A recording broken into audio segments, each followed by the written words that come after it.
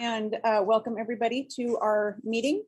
And I think we should start with our flag salute. So if everybody would rise and start with the flag salute. I pledge allegiance to the flag of the United States of America and to the republic for which it stands, one nation, under God, indivisible, with liberty and justice for all. All right. So we will call the meeting to order. And let's see, at the very beginning here, let's go ahead and do the, I will entertain a motion to approve the agenda. Madam Chairman, I move we accept the agenda as given. Okay, any discussion on that? Hearing none, I will do roll call. John?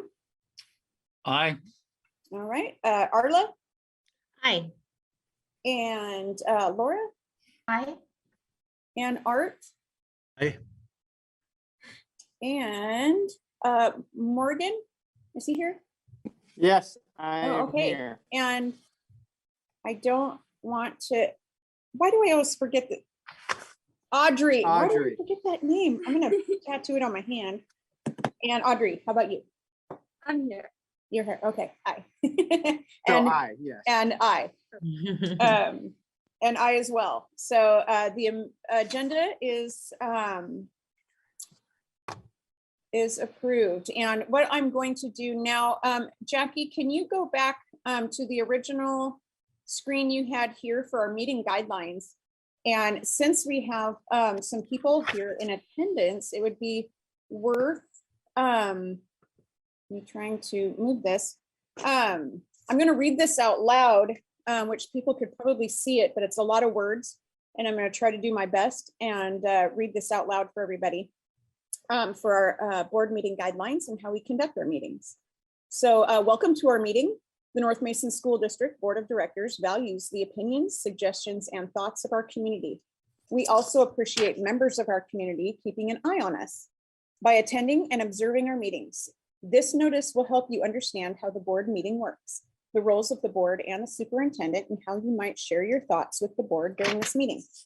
The North Mason School District Board of Directors and Superintendent adhere to the principles of policy governance. The board runs all meetings according to these principles under policy governance. The board has intentionally delegated administrative and management decisions to the superintendent. The board is prohibited from making management decisions such as setting staff levels, selecting instructional materials, or initiating school programs or services.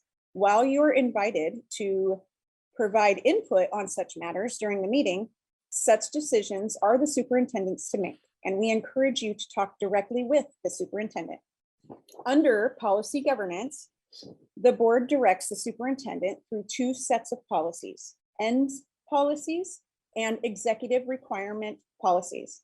The ends policies specify the board's expectations for students' learning and student growth. The executive requirements policies set very specific parameters for actions the superintendent may take to attain and expected results. The board closely monitors the attainment of ends policies and compliance with executive requirement policies. The superintendent's evaluation is fully dependent on attainment of expected results and compliance with mandated procedures.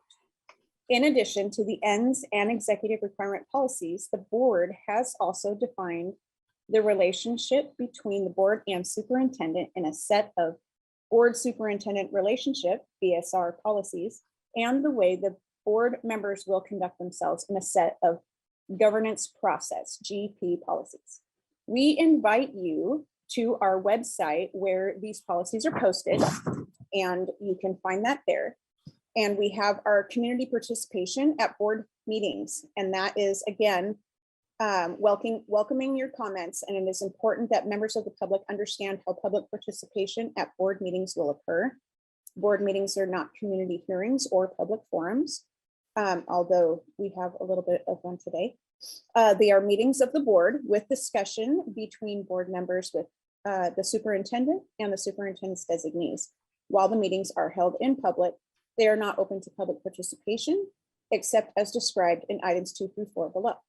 There is an opportunity in the agenda for public input during the meeting to comment on specific items on the board agenda at the beginning of the meeting. For matters not on the agenda, please contact the superintendent or a board member directly. Comments should be limited to 3 minutes. This is not an opportunity to make formal, and I lost my screen.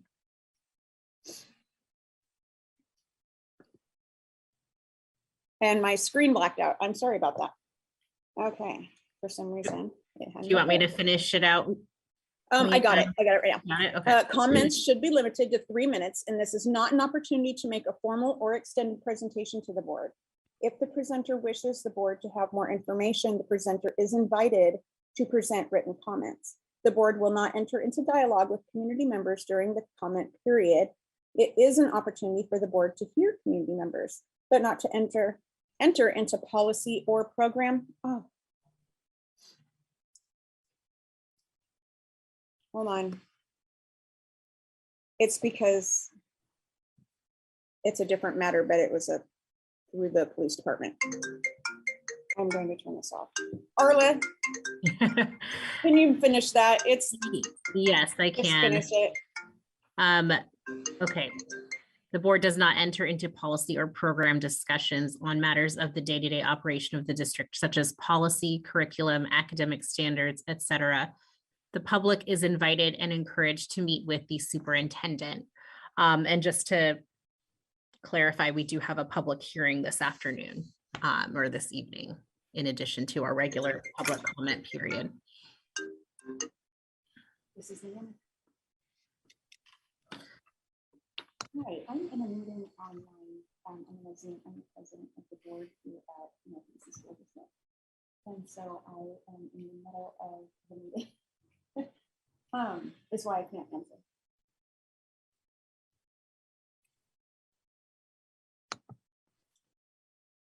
Yeah, Jackie, are you actually able to can't, mute Leanna? I can't. Okay, I think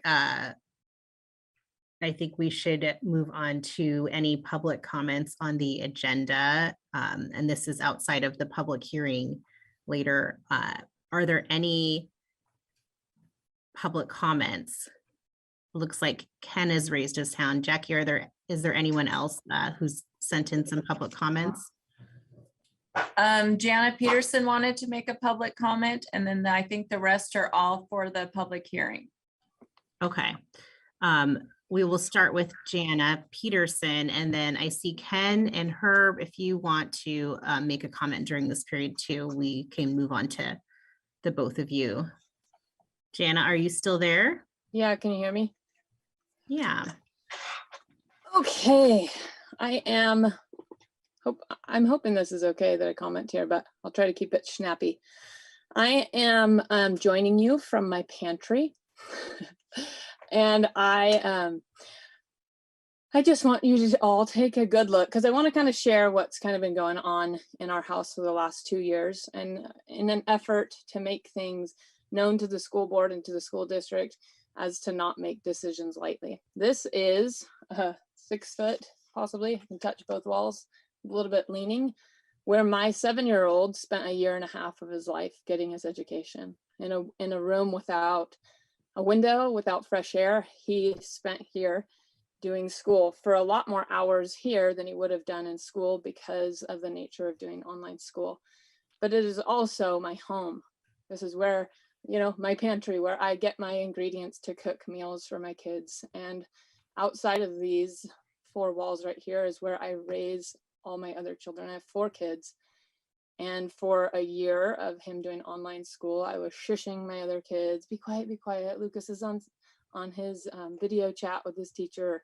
Lucas is doing this, be quiet, and I felt awful after that year was done that I didn't pull my kid and homeschool him and let there be home in our home. And I want to impress the fact that this is my home. I don't let strangers into my home. I keep this as my home where I raise my babies. And for that time period, it didn't just affect my kid that was in school, it affected the babies that weren't at school. So this is the point that I know that there's going to be a lot of stuff coming down on schools, on parents, upon kids down the pipeline. That COVID and this situation isn't going to be, I think we'll probably look back in 10 years and be like, COVID, that was nothing.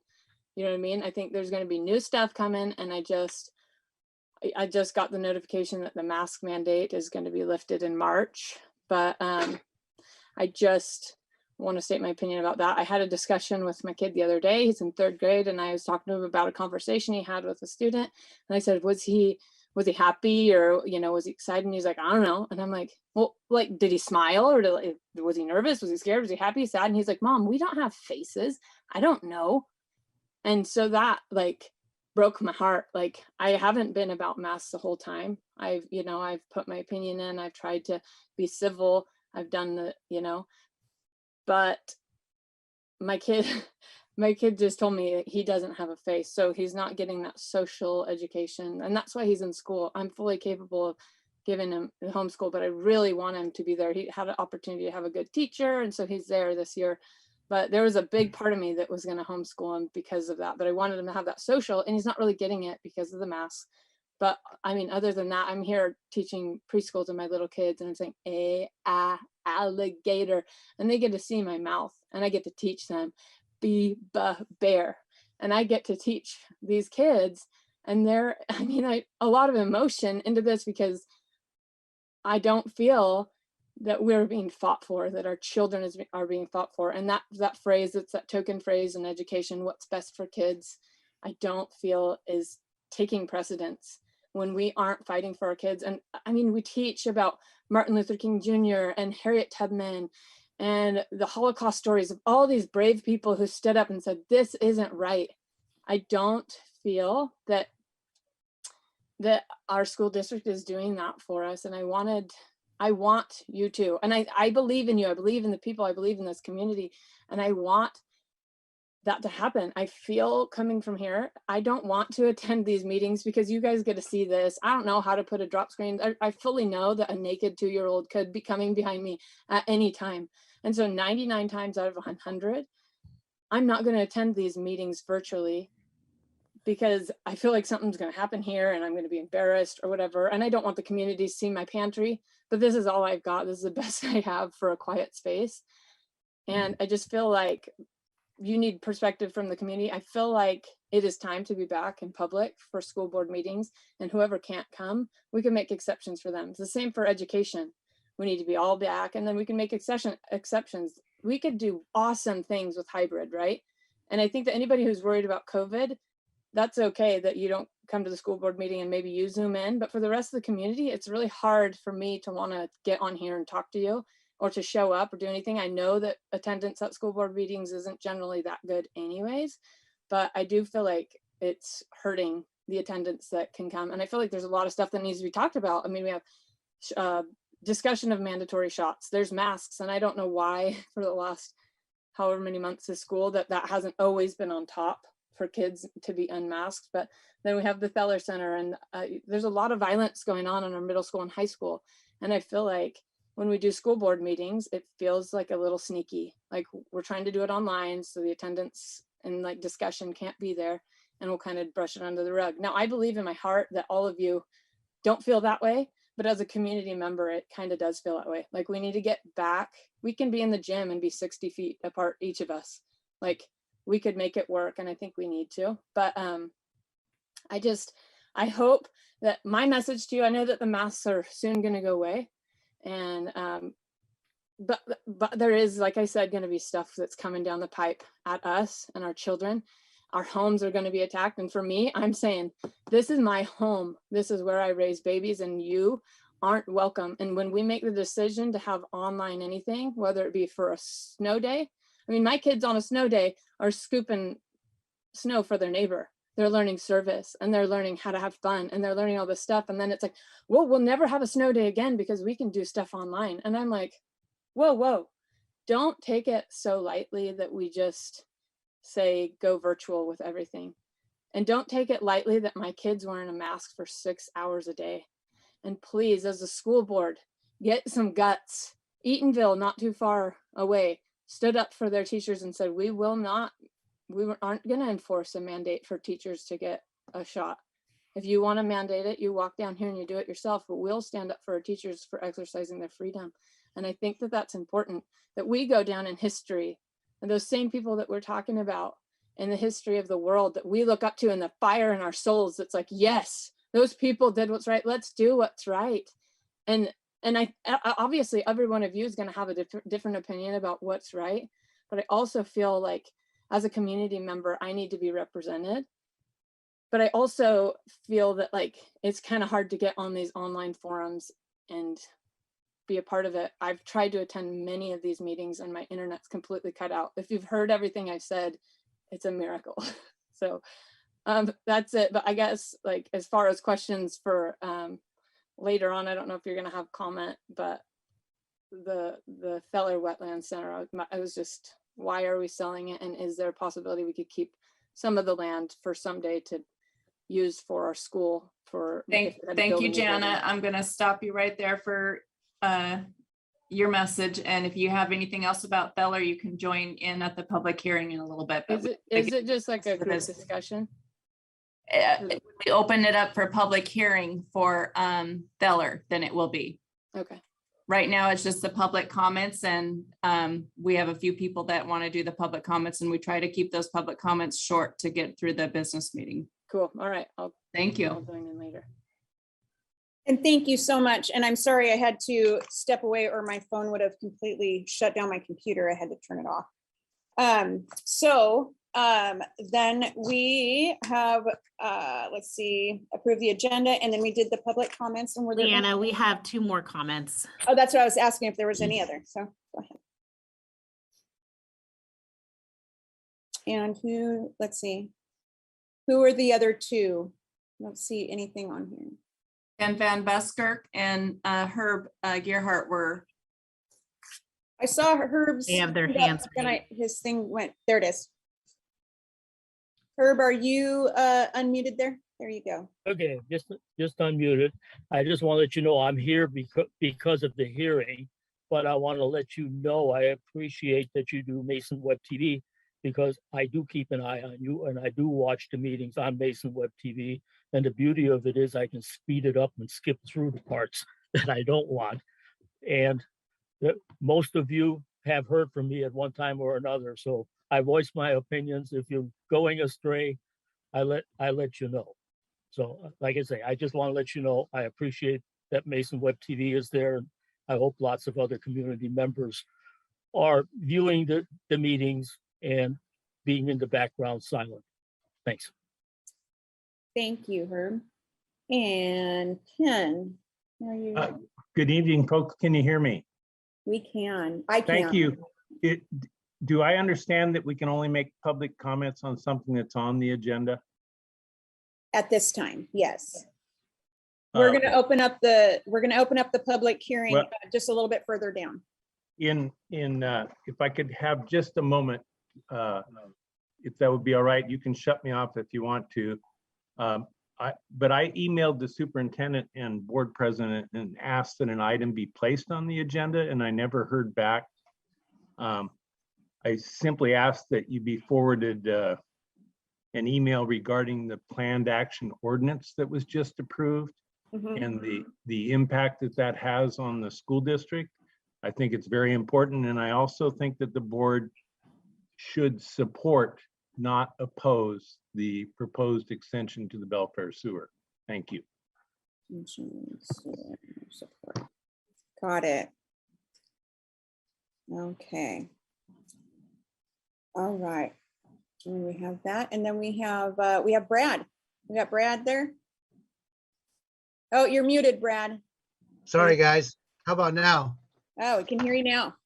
I had to rush home to be able to sign in, so I hope I didn't miss much. But just taking off from Mr. Van Buskirk's public comment with regard to the sewer project, I think it's critical that all local public agencies understand what the county's attempting to do to target growth in the growth areas and prevent urban sprawl, because that's going to affect bus routes.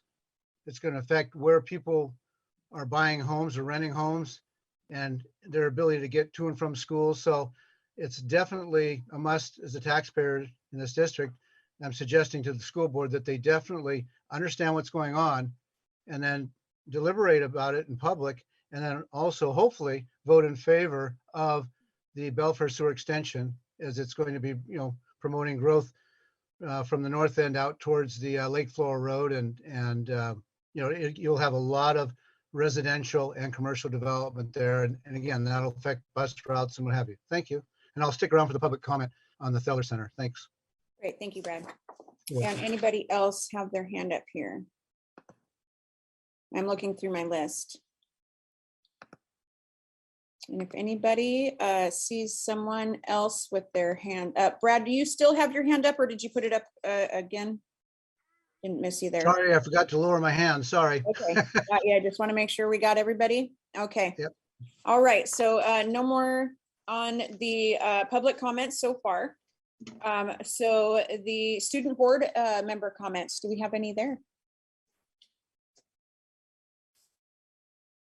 Yes, we have a few. Audrey, do you want to say something, start out? Sure. So we had an ASB meeting this morning, and just like during the discussion, we talked about prom because that's coming up soon. So we touched on the subject. We already know like when it's going to be. I think it was May 17th.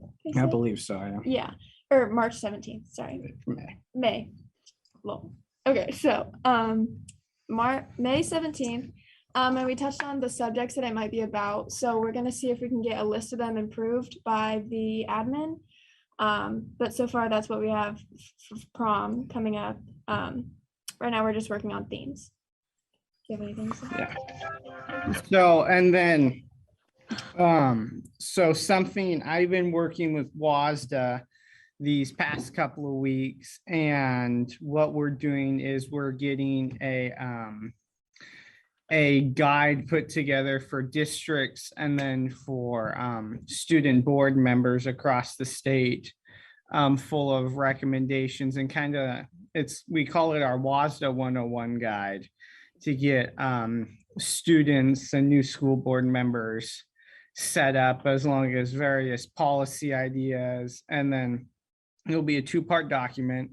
There'll be one for the student and then one for the school board, with various suggestions and stuff like that. Wonderful. That's all we have. That is great. I look forward to seeing that.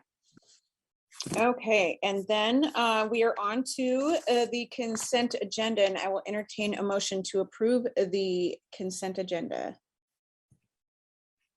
Madam Chairman, I move that we approve the consent agenda as it has been presented to us. Okay, and discussion. Arla's got her hand up, but Arla, I can't hear you. Yes, I was there you go. muted. I move that we modify the minutes of the last meeting in January to reflect an error that in the substance of the resolution 1G22 to surplus the Theller property. We acknowledge that the phrase "city of" should not have been in front of the word Belfair, because Belfair is not a city, and that should be stricken and should simply read the address to Theller, which is 22871 Northeast State Route 3. And the issue was an error, and the board was fully aware of the precise location of the property when we made that motion. So I am moving that we amend the minutes to reflect that change. Okay, so we need two approvals on that, right? One, the move for, so first we will, she has already moved to change the resolution. And do we need a discussion on that, or was that discussion for that?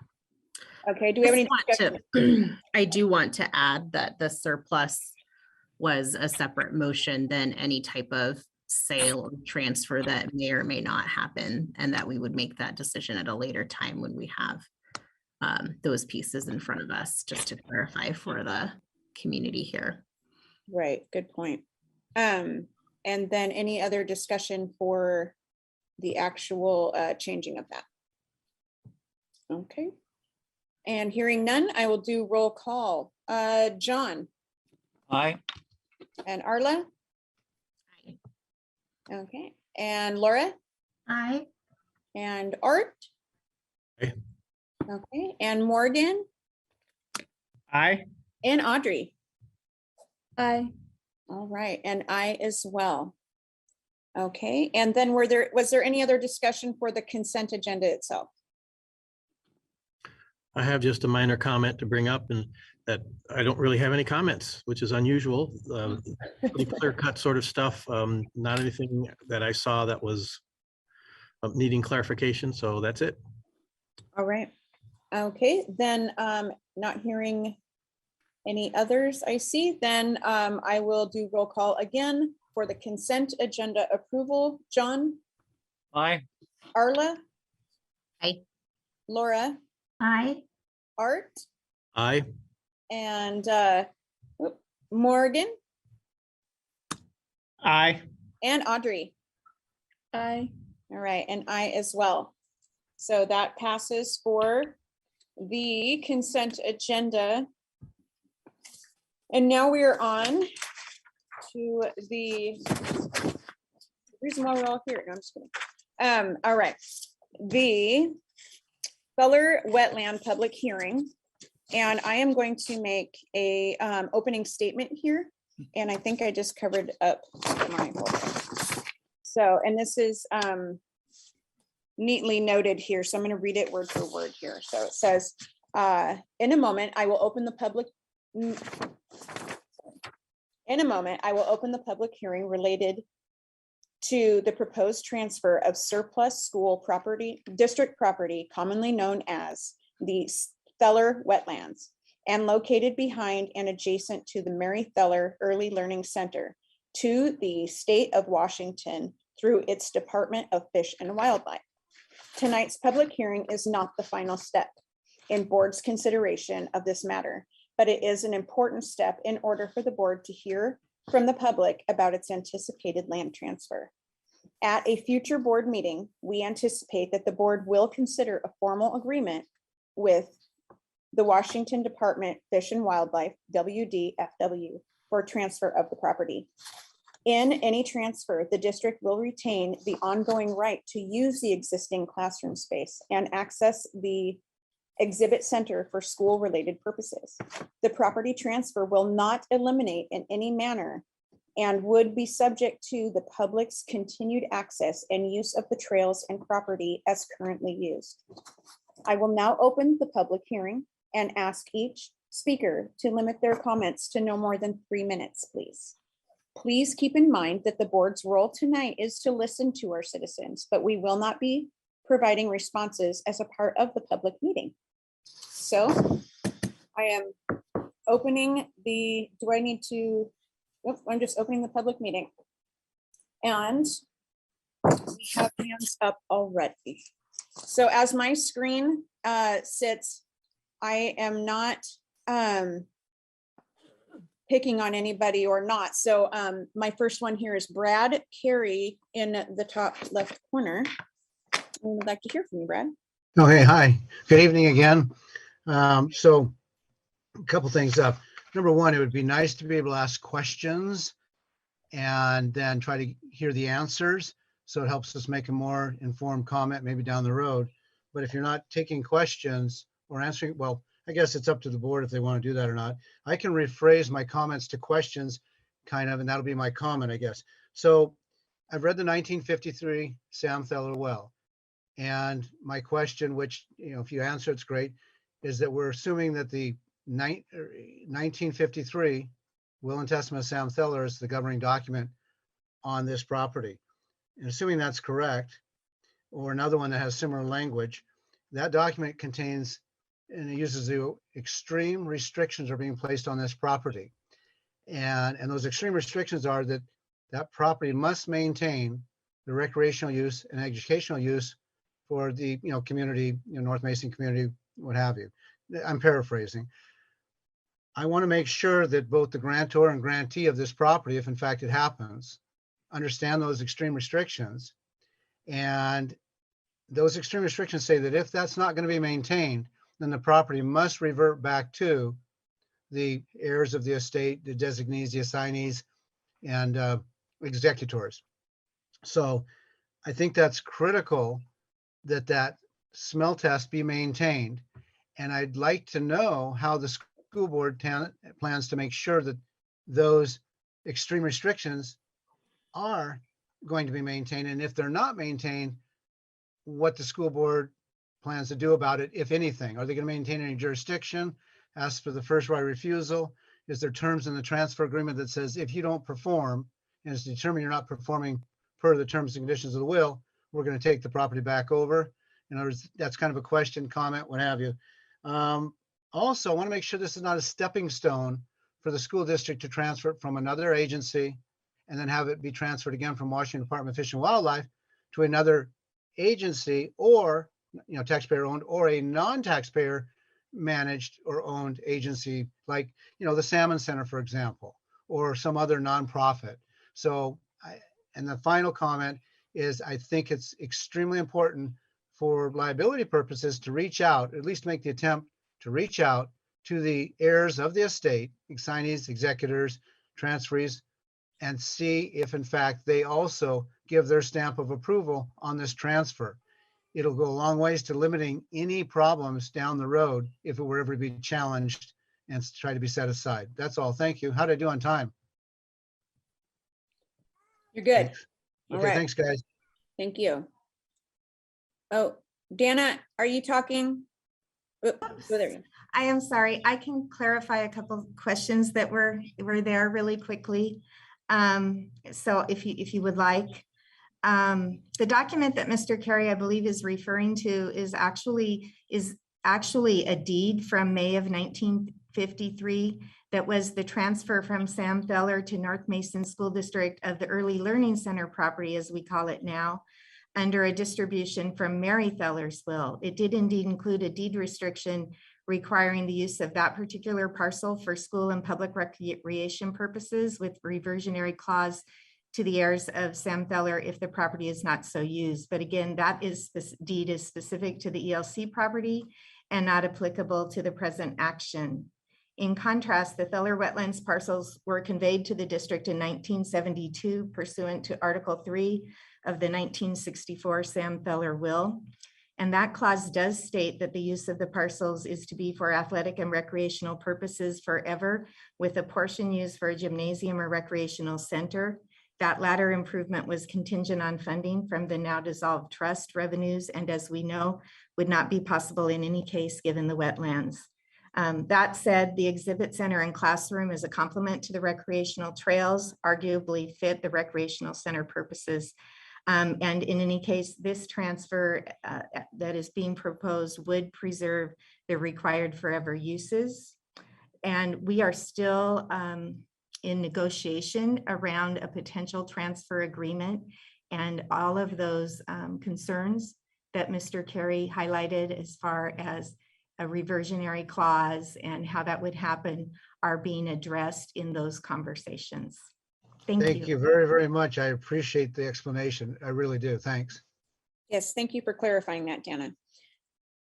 And we are on to Herb Gerhart. He is second on the list up here. Okay, well, I'm Herb Gerhart. I was involved in the original hearing several years ago, and I highly supported the transfer of the wetlands and the trails to wildlife. And I made my comment then that I do not want to lose local control over the trail, so the people in Belfair have their say. And needless to say, that suckered me into being on a wildlife committee along with Dana and Mendy Harlow. So the three of us are on a committee to give the say of the people of Belfair, the inputs. So I'm in full support of transferring it over, and the sooner the better as far as I'm concerned. And yes, we will keep an eye on. I'm a hoarder. I don't want to give up some control. If they want to pay for it, do the maintenance for it, I'm all for it. If we still, as long as we still have a say in how it is run, and as long as the three of us are on the committee, we will have that say. And if we step aside, that somebody else locally can step onto the committee and take our place. So I urge you to proceed full steam ahead. Thank you. All right. Thank you, Herb, and thank you for your service on that. All right, and the next person is Hope. And make sure to unmute yourself before you speak. There you go. Good evening. It's really wonderful to be here and see so many familiar faces. I'm a lifelong learner in North Mason School District, and I'd like to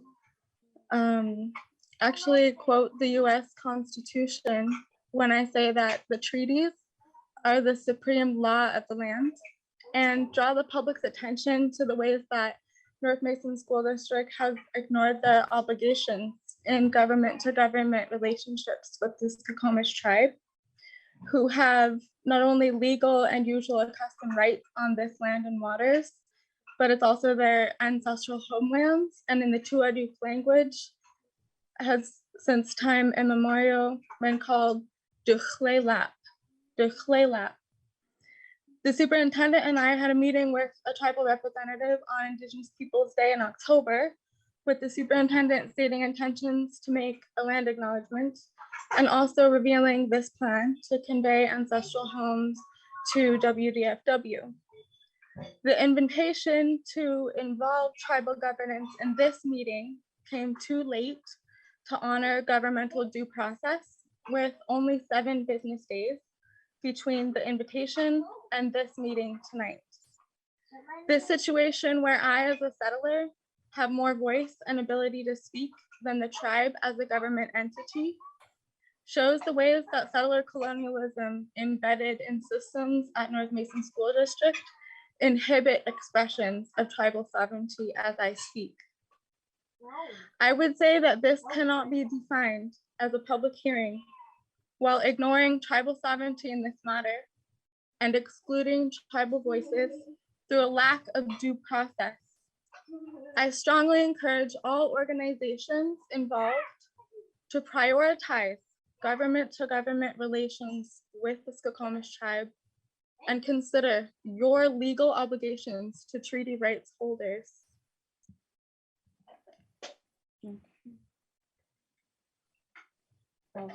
And I'm done. And hi, Chika. Thank you for having me here.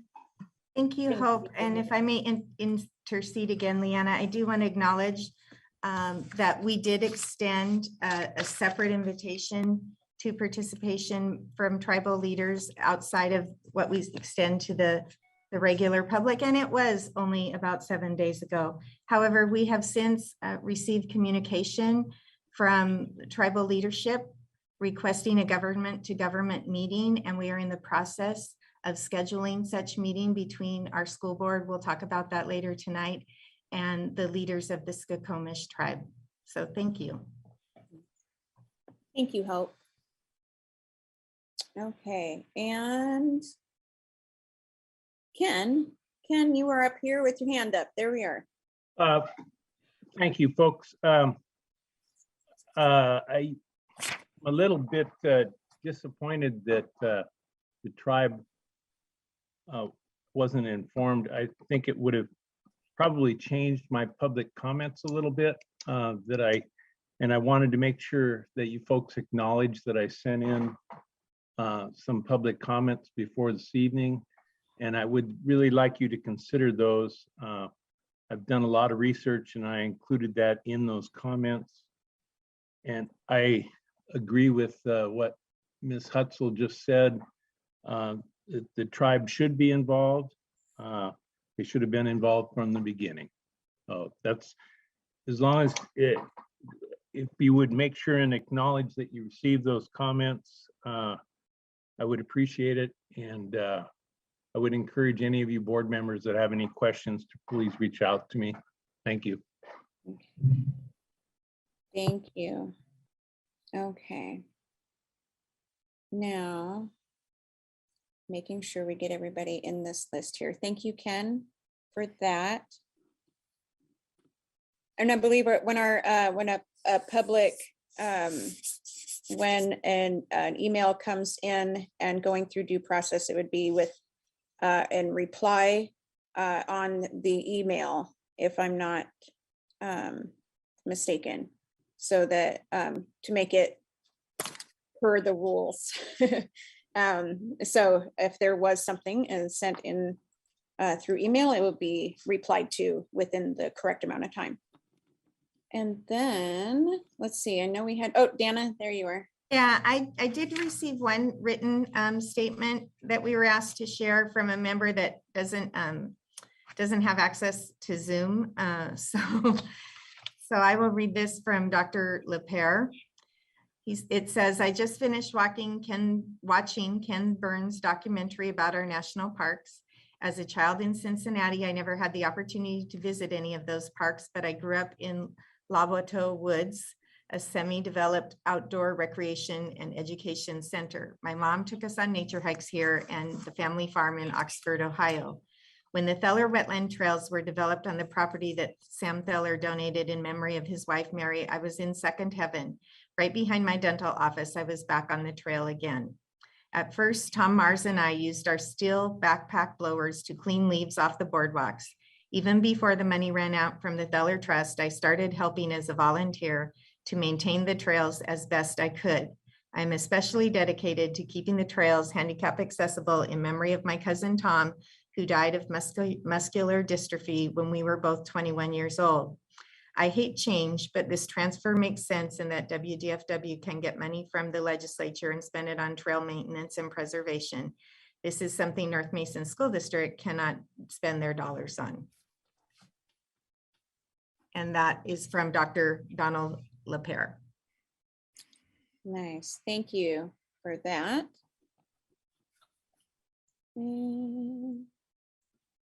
I don't, on my screen, I do not, wait.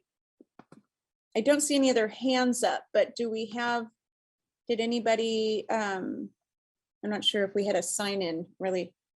Oh, we have a thumbs up from Miss Peterson. Is that a hands up or a thumbs up?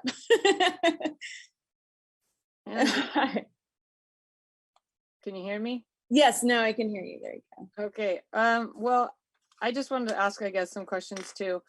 I'm wondering, I guess I kind of asked him earlier, but if we have this property and then we get rid of it, like we're going to need a new school in the future. Are we planning, if we ever need to build a new Belfield Elementary, that we build it up on land that we own at near the high school?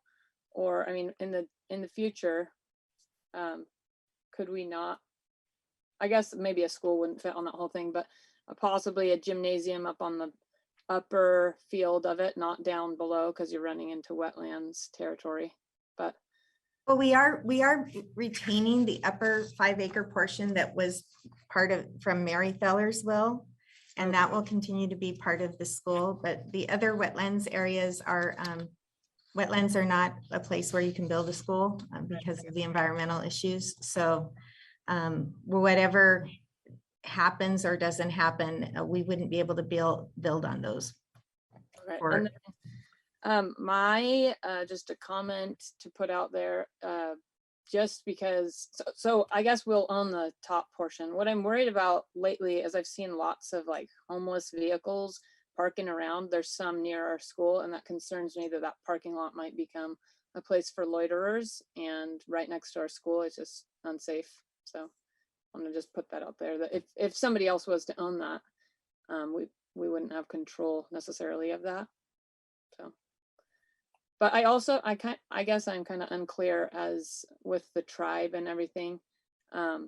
What is the land coming from? The land, I don't know, with what's going on there. we are going to schedule a meeting together with tribal leadership and that will be an open public meeting. And that's really all I know at this point in time about that conversation. Okay, yeah, that'd be interesting to go to. Will that be emailed out to everybody about that meeting? Mhm. Okay. I think that's it. Okay, Thank you. thank you. And I see another hand up, but I'm trying to flip my screen here a little bit. You see the other hand there? Oh, it's Ken. I wonder if I could briefly comment, something that the previous commenter just brought back a memory to me. I'm sure Board Member Whiteman will remember when the school board traded a parcel of land with the county to develop a swap with a parcel up by the Sand Hill Elementary. That I think that might be something, looking at what the young lady just mentioned about a place for building a new school. We're definitely going to need that. Perhaps we can, the school could consider a land swap rather than a surplus, and look for a spot to build a new school. So just a thought that the board might consider. Perfect. All right. And Robin, and please make sure to unmute yourself. Hello. Hello. I've never been to one of these before for your district, but I heard about the meeting through Hope, actually, first of all. I work with a nonprofit called Barnacles and Bees, and we run an outdoor program out of Feller Wetlands. We lease the educational center there. Hey, Tom. It's been a pilot year, but it's just been amazing to be in that space. And the kids and the parents actually that have their kids in that program also are past middle school students of North Mason. So, you know, it's been an amazing experience.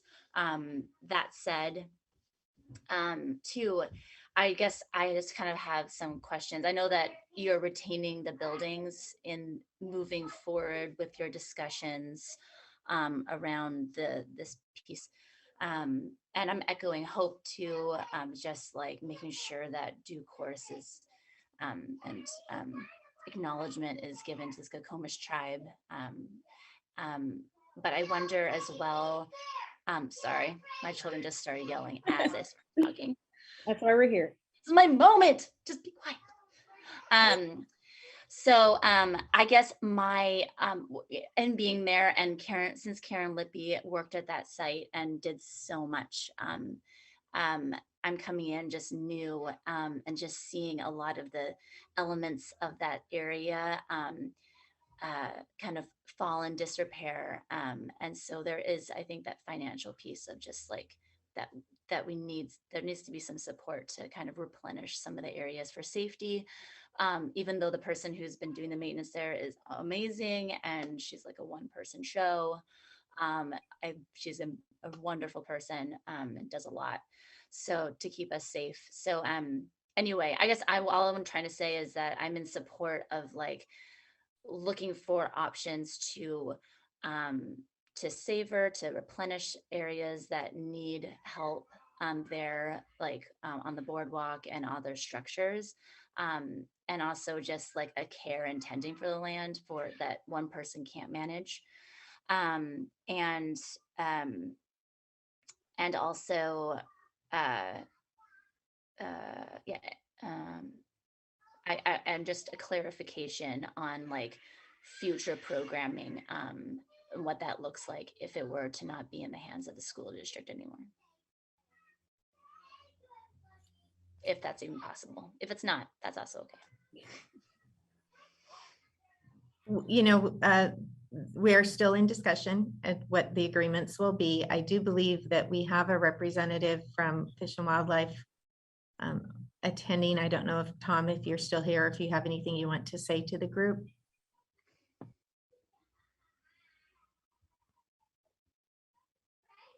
If you're talking, oh, there you go. Yeah, no, Tom Woodruff, Washington Department of Fish and Wildlife. I'm our property acquisition supervisor. I've been working with Dana and the attorney, and we are trying to be sensitive to all concerns.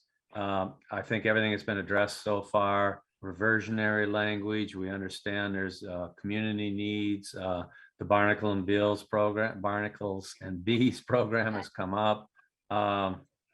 Yeah, I think this is going through a thorough exam internally. I can't say I'm the representative for WDFW, that's at levels above me, but I have been working on this project. I view it as a win-win. I think a lot of the points that have been brought up are spot on.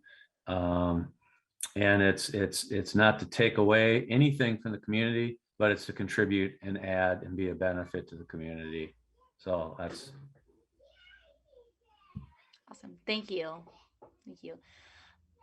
Oh, one thing I forgot. And you may not have an answer for this, but the dike or the area that's broken through on the wetlands trail that makes it not possible to go to the other side, that's been kind of boarded up. Is that something, and kind of amongst other things on the site that are kind of off limits or just kind of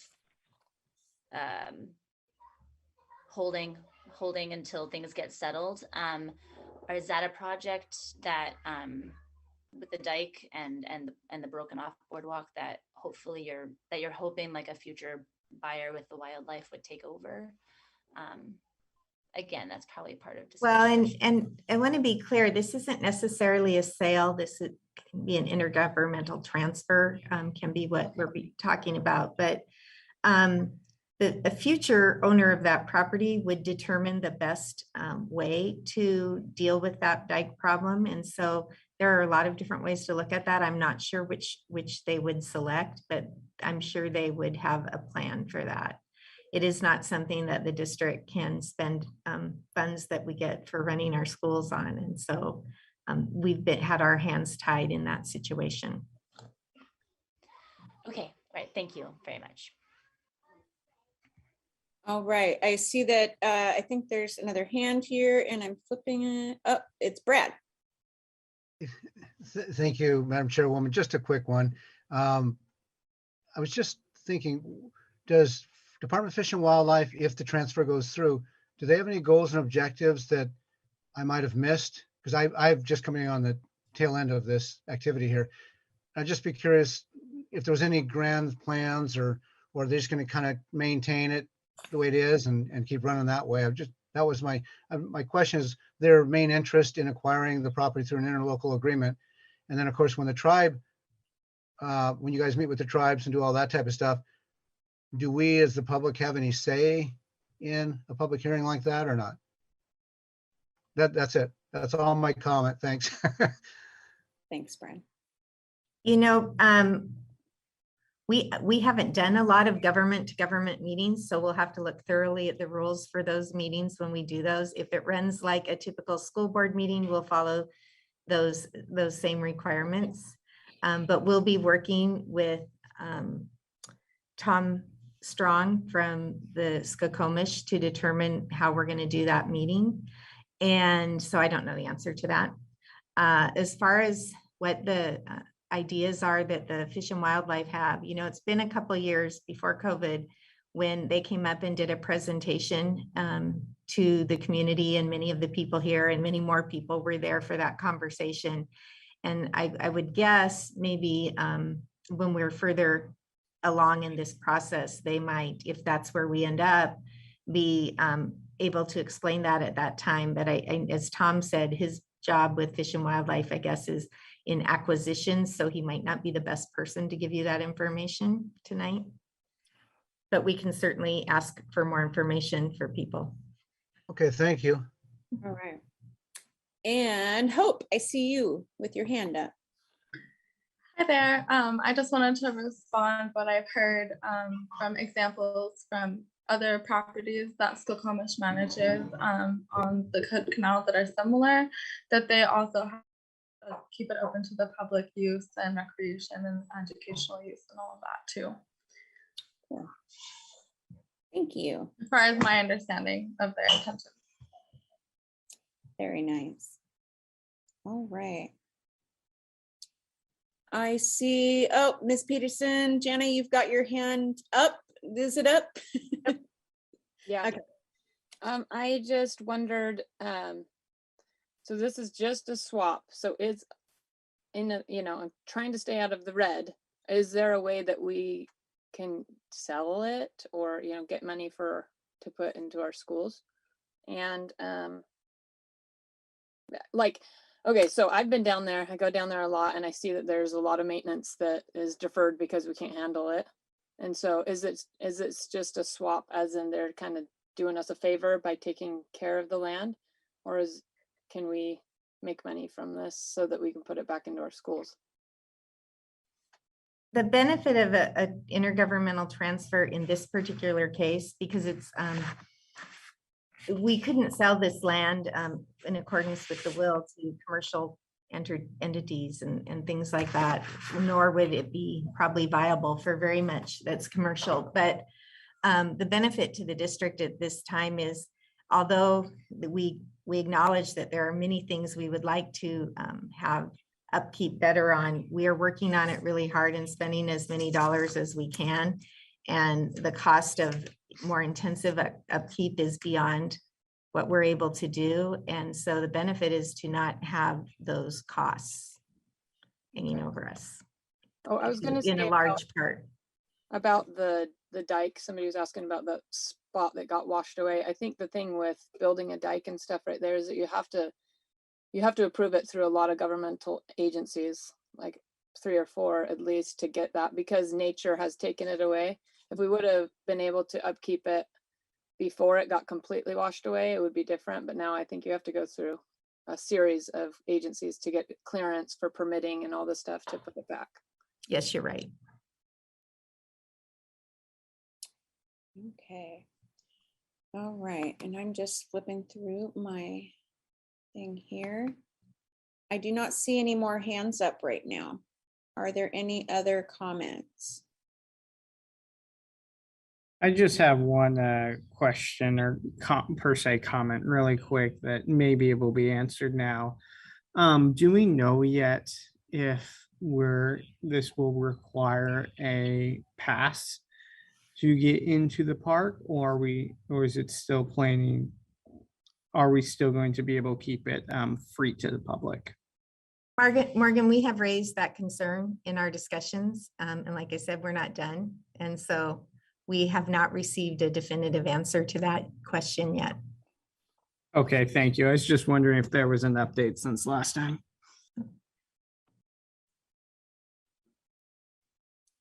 All right. Not seeing any more, and let me check my second page here. Looking good. Okay, and so not seeing any more. I am just confirming there is none, and then I'm going to formally close the public hearing. I do not have a gavel in here, so. Okay, and then we are back to that. And again, there was no action for that because that will be done at a different time with all of the information and everything still being worked out. So that will be put out at a different date, and we don't know what that is yet. So watch for the announcement for each meeting when we're going to put that on there. Let's see. And then we have, next is let me make sure I'm doing it right. And the special education presentation. Hi, welcome school board and Superintendent Rosenbach and the guests. I just want to start by saying that I picked this date back in September. I had no intention and thought about doing preschool because that's a major movement in special ed, and had no idea that there would be so much stellar conversation, but it's been great and really interesting. I really just wanted to give the board an update on the programs at Feller, or our preschool programs in the district, and our partnership with Barnacles and Bees, actually. And also to celebrate the fact that this year we actually have been able to get back to a sense of normal. Here's a picture of our AM developmental preschool. And here's our PM session. And here is our first early entrance kindergarten, which is the new transitional kindergarten program that we started back actually in 2019. This one we actually were able to start in October this year. And then the last picture is our second EEK class that started in January.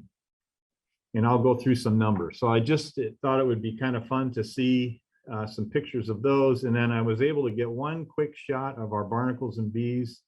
Actually, Hope was there that day. I met her that day. And they were doing a study on the deer evidence study around the classrooms there. And I'm going to give some information too about that they shared with me about their experiences in Feller this year. So this year we have served to date 78 3 to 5 year olds in our different preschool programs. And 61 of those kids have been at Feller. And then we would add our Barnacles and Bees kids. They've got 20. So we've got 98 children between the ages of 3 and 8. There's some older kids in Barnacles and Bees being served out of that property in that area down there, between the building and new portables, and then the classroom area for Barnacles and Bees. So it's been nice to be back. It's been nice to have kids back there regularly. I wanted to give a little bit of history too about the early entrance kindergarten program, which is a 4 and 5 year old kindergarten. It runs an all day, 6.5 hours a day, just like regular kindergarten. And it's meant for children who have not had any other preschool experience and show some types of deficit. They don't have to have the level of a developmental preschool special ed. And over the last 3 years, we've served 61 students in that program, and that was through COVID. So we were able to have a smaller group last year, even when we were in the hybrid. They attended every day. We kept it smaller, and they attended 5 days a week last year. And then this year, we've been able to add the 2 classes. So we've got about 34, 35 kids that have been served out of those programs this year, are being served. I did go back in some data since 2019, and there was only 1 student that we've served out of transition or EEK that has had multiple discipline. Almost all of the children have had no discipline in their experience as they move up in the grades. And only 2 of the children that we've served since 2019 have been referred to special ed since their experience in EEK.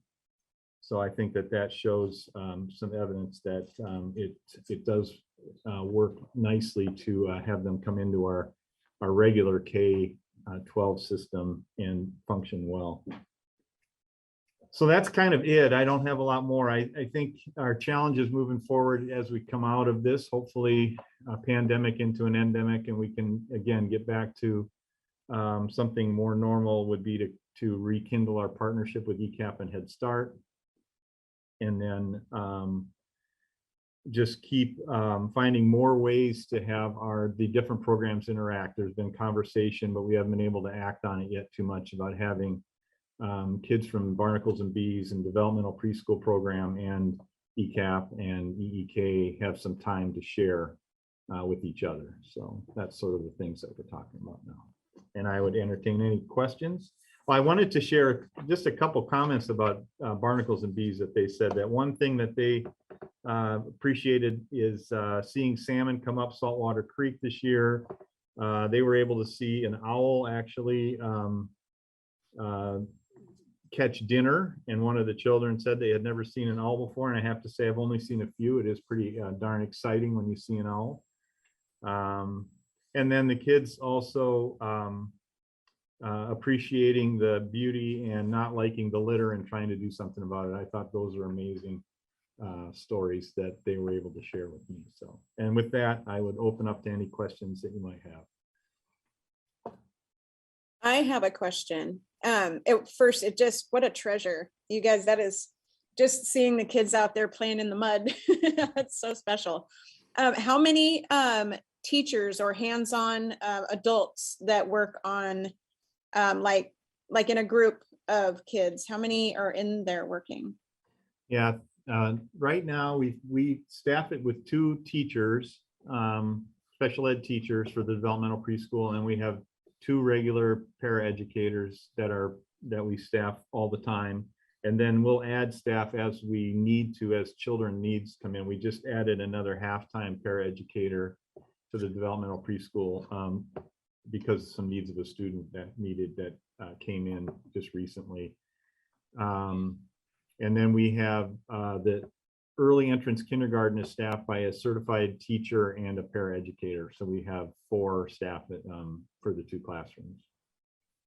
Wow, thank you. That's so great. Yeah, it is.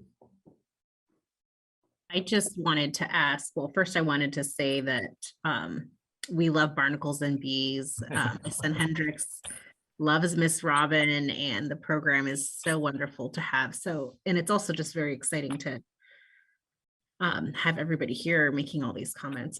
It's just wonderful. So my question, I remember a year ago, I think it probably was when you were here, Tom, giving us an update on preschool. There was sort of a conversation about adding like a tuition-based preschool, just to sort of expand the options for families in our area. And I'm curious if, your thoughts on that, if there's been any further discussion. And then you mentioned Head Start and Ecap. Those sort of died away with COVID, or what's the status there? Yeah, I can't speak a whole lot to Ecap and Head Start. I just know our partnership is still there. We have communications back and forth. They have COVID definitely changed, and they also had some other things that hit their programming, some of the health insurance stuff that came through that they had to deal with. So it hit their staffing levels. I haven't had haven't had a conversation to talk about next year yet with them. Mostly that we've just been talking about this year.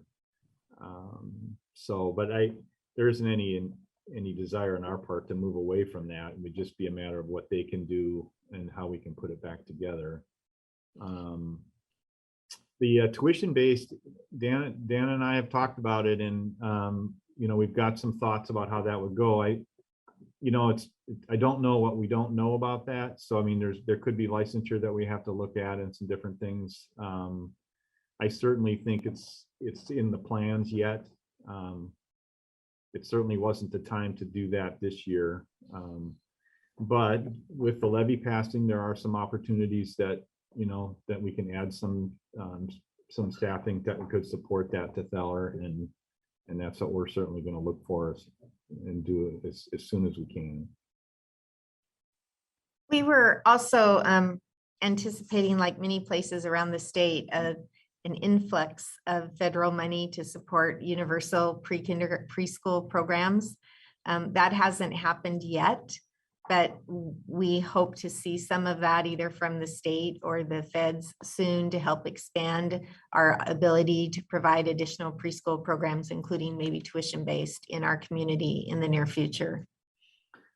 I just want to add, I've been on a state committee looking at blending preschool programs the last year and a half, and it is incredibly complicated when it comes to preschool. I don't know why it is, but they have so many rules, different rules and regulations under each one, and what they define as far as length of day, and there really is no clear definition of what preschool even is. And I think that I don't know how that would work in a publicly funded one, but I do think that there's need in our area for more opportunities, and I know Dana supports that, and so I think we'll try to do everything we can to put that together. Well, one comment, another comment, I guess, for me, of going, doing a home link with my son and going through curriculum and sitting, his grandmother, my husband's mother, has been helping out. And it's really ahead of where he was before, but he's handling it. But it's way ahead of where we were when we were 11 years old. So I can imagine that, being that kindergarten has stepped it up, they've stepped up their game. You know, I mean, I'm seeing like kids learning how to type. And when I was in kindergarten, I was learning how to like eat dirt, you know, I was just good at that. But I definitely see a need for preschool, and I hope that the structure grows and builds, and I know it will with hearts like yours and the team there. So very cool. All right, and thank you. Thank you. Yeah. Okay, and I think we are on to the board development and linkage for the superintendent update. Oh, you're muted. Yeah, I have to, can you take the PowerPoint down so I can see the agenda? Thank you. Thank you. Yeah. We're going to go first then to the budget report with Vietnam.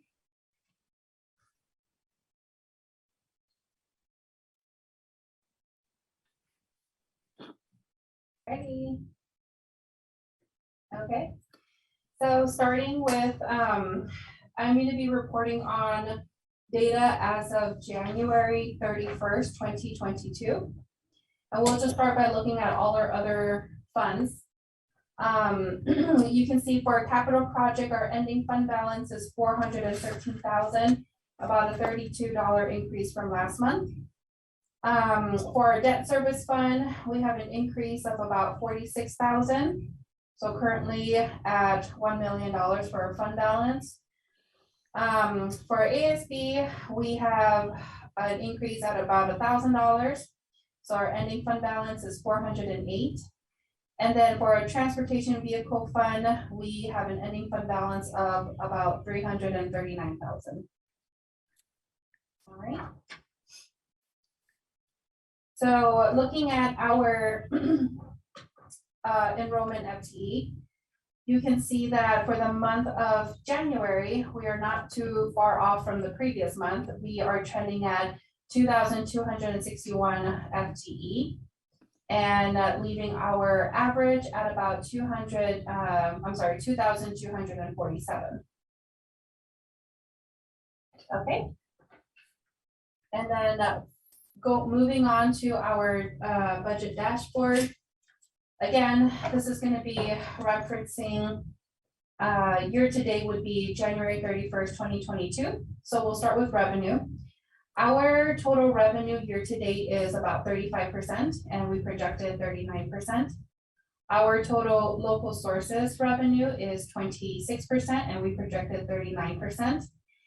That purple radio button is going to look very exciting when we start collecting the levy money within the next few months. So you'll see it reflected there. For our state sources, blue one, we're trending and projected at exactly 39%. And then for our federal sources, we are trending at 21 and projected at 40. So top 10 sources of revenue, of course, our portion of it being $8.1 million. And then right next to it is the revenue by source. Looking at our local, purple being current year, red being prior year. For our local sources, you see right there, there's we're not receiving any local money. Again, that is going to start to climb up a little bit within the next few months. Let's see, our state sources, we're trending slightly more than we did last year. Makes sense. We're receiving more from our state because school is open now and our enrollment projection did go up. And then for federal sources, yep, we are trending more than we did last year. And what you're seeing there would be all the ESSER money that is being claimed. Jackie, next slide. So that was the revenue side. We'll talk about the expenditure side. Our projected year-end balance is currently about 8% of budgeted expenditures.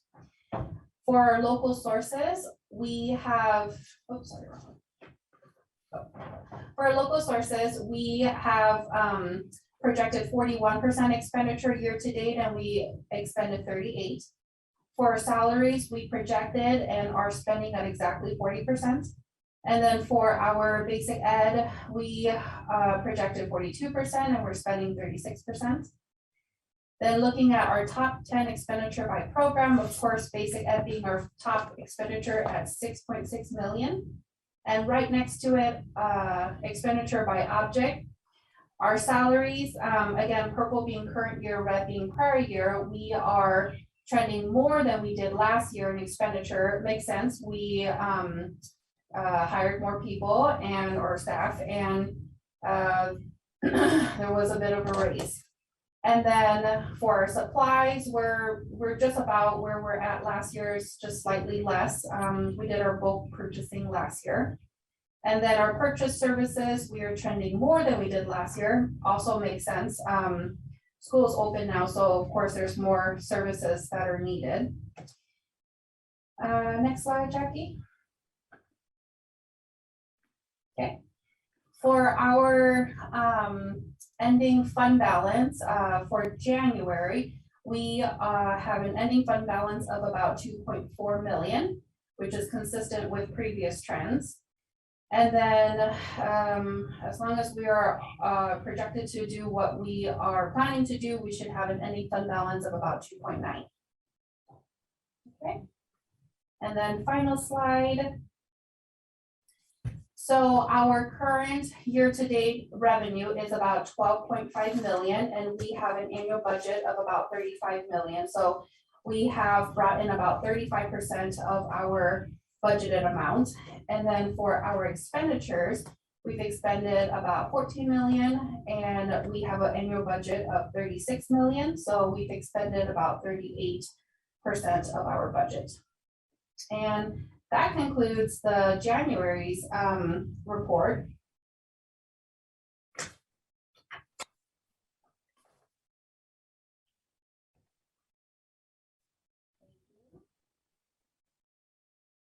Any questions, board members? No. Me. All right.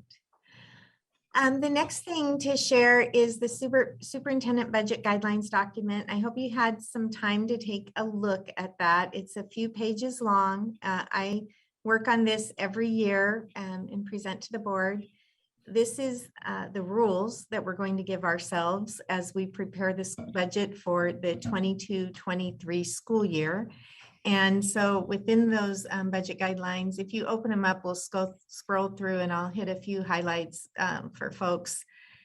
But we begin with a commitment to following all board policies and ensuring that our budget expenditures are designed to meet the policies and the expectations of our school board and the rules that we set forth for ourselves in meeting the needs of our students. So we want to be consistent with the board's priorities.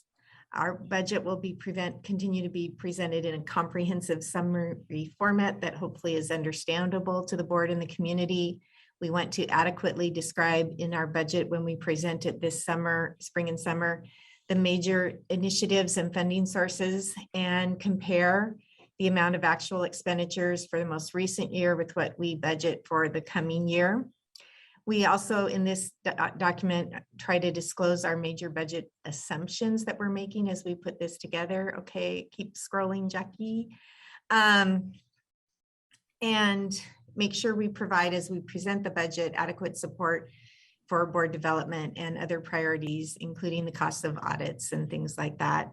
and make sure that we're maintaining fiscal soundness as required by the board. And as you know, we now require that we have an ending fund balance in the 8 to 10% range, because the cost of staffing has risen, and the cost of things like staff insurance and stuff has risen as well. So in order to maintain a months of payroll and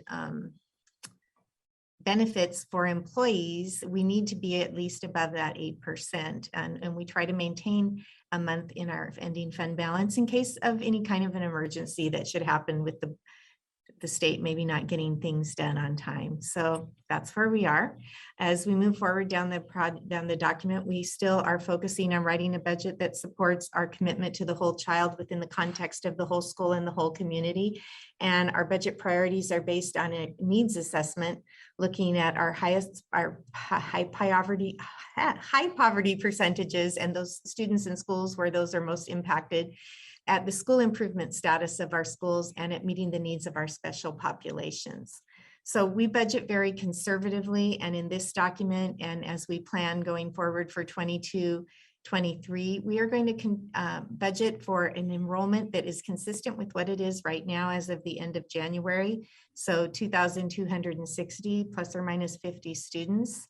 Statewide, the state saw a 4% enrollment decline from previous year. This fall, we did not. We saw a slight increase, but we still need to be conservative because, as noted in other conversations, certainly things that Ms. Peterson shared with us, the impacts of COVID or other things that might come down the pike have not been fully felt. And we want to make sure that we're being frugal and mindful of the needs of our school and our community and the requirements of the board. So this budget also takes into account that in the 22 calendar year, we will collect a full levy collection of approximately $3.8 million.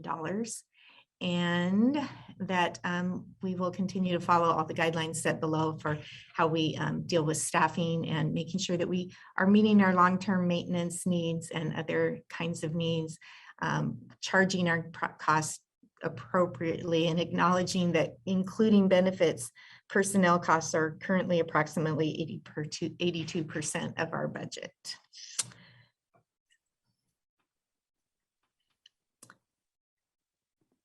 And so we also have some existing bonds and non-voted debt to continue to make payments on, and those are acknowledged in this document with updated numbers as of September 1st of this coming year projected. And also that we will need to continue to add to and update curriculum and materials for instruction, and also take care of our facilities and look down the road for future facilities needs and future technology needs. Very cool. Okay, so it is about a 2.5, 3-page document. I know you've had time to look at it. We'll be talking about it more in the coming months as we start looking at some budget discussions and projections for the coming year. So thank you so much.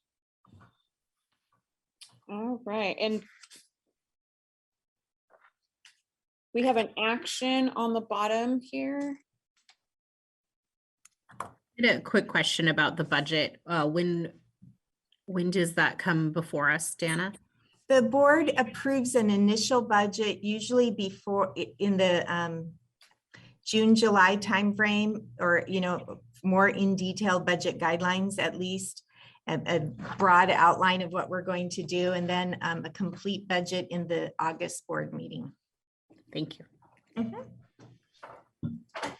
And these guidelines will help us because we'll start looking at some projections as we get some budget information from the state as the legislature finishes up looking at what they're going to allocate to schools. And then we have negotiations with all of our bargaining units this year, and that will be a part of the discussion. We'll need to look at staffing levels and those staff who are retiring or leaving, and what replacements we need to do. All of that becomes entangled in the budget discussion for the rest of the year. So the other document that I shared with you is there. We had a presentation at the ESD. Oh, I think it was only in January, but from a couple of legal firms talking about a nationwide class action suit involving the impacts of vaping on public schools, and inviting districts throughout the Washington state to become a potential recipient of the outcome of the lawsuit that is going on, and signing on that, yes, this has been an impact on us and we'd like some of those dollars to help us in our schools. And one of the things that they will be asking that get paid for schools that participate are putting these vaping detectors in all of the school bathrooms and locker rooms. They're very effective and they're very expensive. And we actually looked at putting them in our high school and middle school a few years ago and couldn't afford it, obviously, at the time, because it wasn't just the cost of buying the device and putting it in, but because our new buildings are built in such a green way, there would have to have been some structural work to put them in, because you can't just put them in the ceiling. So it was a bigger expense. They will also pay additional support for districts to hire additional staff for prevention counseling, for security staff, to school safety staff, to help staff buildings and help us remind kids that not to do those things. So it's a pretty big win. There's no cost to a district for signing on to participating in this suit, because the way that this is set up, as you can see from the documents that I included, is that the legal firms will take their payment from whatever is awarded in the final award, and are doing it upfront pro bono until that happens. So I wanted to present this to you. I wanted the board to consider participating in this litigation and taking advantage of receiving some of those dollars to support some of the things we would like to do and improve in our schools. So then we have an action. Then I guess I would entertain a motion to approve the vaping detector. Not sure how I would word that. Laura, did you have your hand? I did, but it disappears right away all the time. I would totally support this, particularly since we're not putting any money out up front. And I feel like this would be a win-win for our school and our kids. So yes, I would move to approve our participation in this litigation. Okay, any discussion? I agree with Laura. Sounds like a good deal. Okay, then I'll go for a roll call. Then we'll start with Laura. I vote aye. Aye. And John? Aye. Art? Aye. Arla? Aye. And Morgan? Aye. And Audrey? Aye. And I as well. So that is approved. All right, as I get to capital projects, I do want to mention, I just heard at the end of the day today, so I don't have a lot of details, and probably Morgan and Audrey will know more sooner than I will, because I know this is going to be part of the course catalog for next year, and something we're going to have Ann Crosby maybe come in and fill us on later in the spring. But we are revamping some of our CTE, career technical ed, opportunities at the high school and at the middle school for the fall. And we're adding in at the high school a maritime production, I think is the correct term, a maritime program. So this will give our kids an opportunity to get the first level of the maritime building trades work done here at the high school. They'll get to do things like build a small boat as they're learning some of the things, or boogie board, or a surfboard maybe. So it'll be very interesting. And then go on to further advanced classes at West Sound Technical Skills Center. And finally, at the Maritime Trade School that we have built as a partnership through West Sound Technical Center.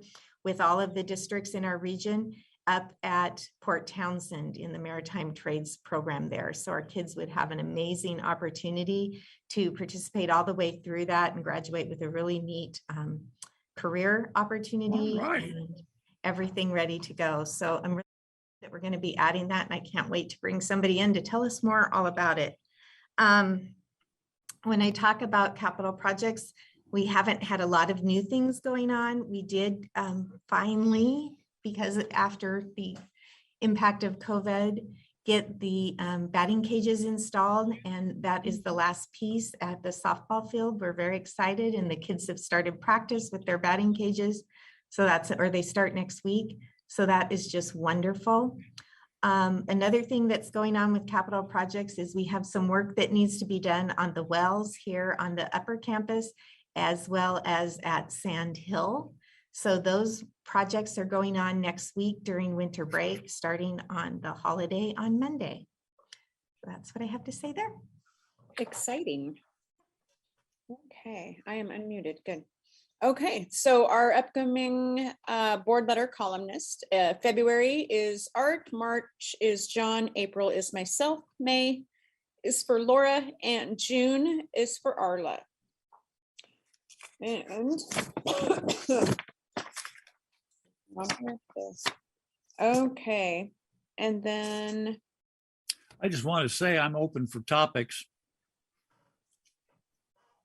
Maybe you can talk to Ann Crosby and do something on the Maritime Trades program.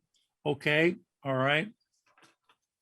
Sounds like John written all over it there. Thank you. Thank you. And I'm not going to read the big thing there for the monitoring reports, but the regularly scheduled monitoring reports for ER9 and ER12 have been moved to March's board meeting because of the amount of people that were here open. Sorry.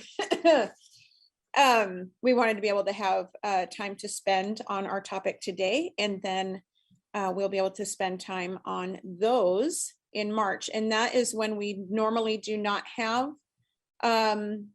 reports. So we will have some available. So that will be great. And then we will, was there any questions or concerns or anything about that from anybody else? I don't know. It was an action on there, but we're not really actioning. So I'm kind of crossing that out there.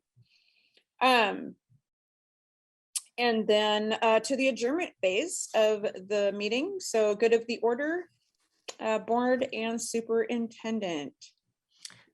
I have a couple of things to talk to the board about quickly. First, I want to remind you again, it came up during our Feller discussion, but we did receive a request for a government to government meeting today. And I've asked for some potential dates. And when I get those, I will send those out to you so that we can work together with the leadership of the Skokomish to determine an appropriate time for that government to government meeting, so we can have that conversation. And is it going to be a Zoom? I don't know. That will be one thing I'll talk about with you and Arla, and also with the Skokomish leadership as rules and things are changing. We might be soon discussing whether these meetings go back to in person or hybrid, or to respect all of our members. So we have the conversations we need to have there. The other thing that I need to tell you about is, and I know you've heard about this a little bit, and we've done a little bit of work on our own by having a book that you all started to read, that we were reading with our admin team. But as a result of legislation during last legislative session, school boards, along with all of the employees in a district, are required to receive training in educational equity. WASDA is offering an onboard that is the one that is approved by the state of Washington for school board members to participate in for equity training. And I will have Jackie forward this to you. The next available training begins with a day on March 5th on a Saturday from 12:30 to 3 p.m. at the WASDA Conference Center in Olympia. You need to register by February 27th. The requirements are that beginning with the 2022 calendar year, so starting in January, school directors have to complete the program once per term of elected office, except somebody who is newly elected this year, and technically none of you fit that, have 2 years to complete it. And the initial requirements are 2 2.5-hour trainings. The first one is the introductory course, and that's one that is offered coming at March 5th. There will be other opportunities. So I wanted to give you that information and have Jackie email it out to you so that if you can attend that, these are in person at this time. They don't yet have any Zoom versions, but if you can attend that, Jackie will send that out to you so you can sign up for it. And if you want, we can organize for folks to carpool to that. Anna, if we took it at WASDA, does that count? I remember there were so many if you questions. took the part that was the introductory course that covered recognizing diversity and cultivating inclusion, developing cultural proficiency, and addressing outcome or opportunity and outcome disparities, then you've already taken the initial course. Do we have a record of that? Or do we need a? I don't know. You'd have to look at with Jackie at what sessions you signed up for at WASDA. Mm-hmm. Okay. Yeah. I want to say they sent an email like after it was done. Probably. It was a long class and there was a lot of like interactive. That was probably it. And if it's the requirement, they would have sent you an email telling you did it. So yeah. Okay, that's all I have. Very good. Okay, and so we have the board self-assessment of the meeting with Mr. John Campbell. Before we do that, I did have a comment that I wanted to make also. Oh, sorry. Under the previous part, which is just to announce in a sense, something I brought up before, but just to keep folks' mind on it. The Kiwanis Club and the North Mason Scholarship Foundation are going to be cooperating on expanding the CTE award opportunities for the graduating students from our schools. We're not calling it scholarships because it's for other reasons, but we're having the meeting to create this on Monday evening to start that process of the collaboration and the expansion of that. And so that's it. Great. Am I on? Yes, you are. Okay. Board self-assessment, for those listening or watching, this is something that we do for ourselves and the public. We hold ourselves accountable to our own standards. And here's what they are for conducting a meeting. General meeting behavior. There are a number of items here. Planning of the budget. We followed the agenda. We were prepared. No interruptions or distractions. Certainly our deliberations and decision-making are public. I think everybody participated. And as far as I could see by watching carefully, everybody was listening attentively and avoiding side conversations. Work has conducted an atmosphere of trust and openness. Meeting participants treated each other with respect and courtesy. I would say so. Governance principles review. I guess you got to open that thing up. Or move it up. Yeah. This is very important for us. Board actions occur at the policy level, not the operational level, true. We do review policy. We reviewed we got some information on the standards Dana applies for her evaluation. We start with we didn't formulate any new policies, didn't spend time on past performances. And we're, as the present activity illustrates, we dedicate time to reviewing or improving our own process.